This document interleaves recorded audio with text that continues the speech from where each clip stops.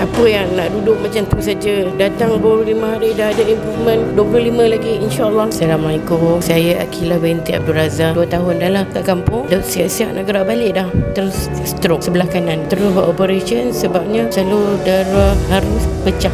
Macam mana keadaan? Hari pertama dengan hari kedua lendir keluar banyak. Tanya kat adik putera, kenapa ni?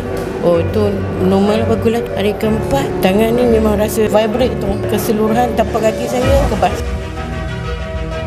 Alhamdulillah lah. Pergi mandi tu saya cakap dekat husband, biar try jalan pelan-pelan, you ikut belakang. Rasa okey sikit, kalau tidak tak balance. Saya rasa berbalik nak buat rawatan di sini. Of course.